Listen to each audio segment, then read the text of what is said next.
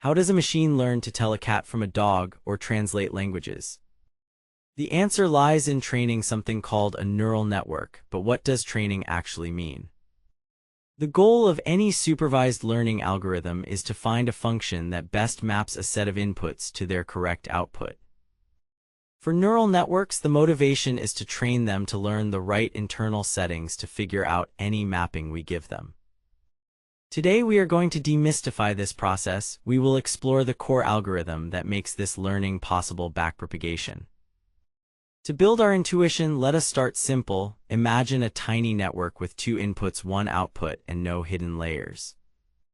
Its job is to take inputs x1 and x2 and produce an output y by simply multiplying them by some weights and adding them up. Before training, these weights are just random numbers. Suppose we feed it the inputs 1 and 1, and we tell it the correct output, which we will call t, should be 0. With our random weights, the network calculates its own output y. It is probably not going to be 0. The difference between the network's output y and the target t is the error. We can measure this error. A common way is the squared error formula, the target minus the actual output squared. Our goal is to make this error as small as possible. If we plot the error for every possible output y, we get a parabola. The lowest point of this curve is where the error is smallest. But here is the key: we cannot change y directly. The output y depends entirely on the weights w1 and w2. So what we really need to change are the weights. The error is a function of the weights. The problem of learning has now been transformed into an optimization problem. We need to find the set of weights that minimizes the error. We use an algorithm called gradient descent. It calculates the steepest direction downhill and takes a small step in that direction. Alright, let us get into the mechanics. How do we calculate that steepest direction? In math, that means we need to find the derivative of the error with respect to each weight in the network. A weight does not affect the error directly. Its influence travels through the network in a chain of events. The chain rule lets us break this down. The change in error with respect to the weight is the product of three rates of change.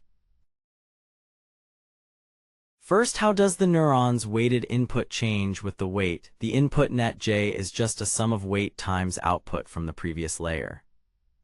The only part of that sum that depends on our specific weight wij is the term wij times oi, so its derivative is simply oi. Next, the middle term. How does the neuron's output change with its input? The output oj is calculated by feeding the sum through an activation function. So this term is just the derivative of that activation function. This is why the activation function needs to be differentiable. And now for the final, most interesting piece. How does the total error change with this neuron's output? The answer depends on where the neuron is. Case 1, an output neuron. If our neuron j is in the final output layer, its output oj feeds directly into the error function. Calculating the derivative is straightforward. It is simply the neuron's output minus the target output.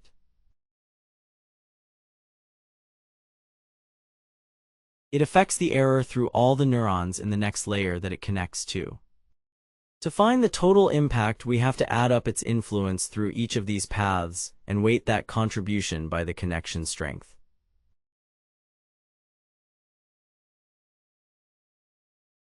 In essence, we are taking the error signals from the next layer and propagating them backwards to our current layer. This is the core idea. To keep things tidy, we often call this propagated error term delta, or delta j. To update the weight, we take this gradient, multiply it by a small number called the learning rate, and subtract it from the old weight. And that is the entire algorithm. It is a two-pass process, one a forward pass where we feed an input through the network and calculate the output. 2, a backward pass where we start from that error, calculate the delta error signals and propagate them back through the network. Finally, we update all the weights using those gradients. We repeat this process over and over with thousands of training examples. So backpropagation is not magic. It is just a very clever and efficient way to apply the chain rule to a complex system. If this explanation helped you understand backpropagation, please give this video a thumbs up and subscribe to Blackboard AI for more deep dives. Let us know in the comments what topic you would like to see broken down next. Thanks for watching.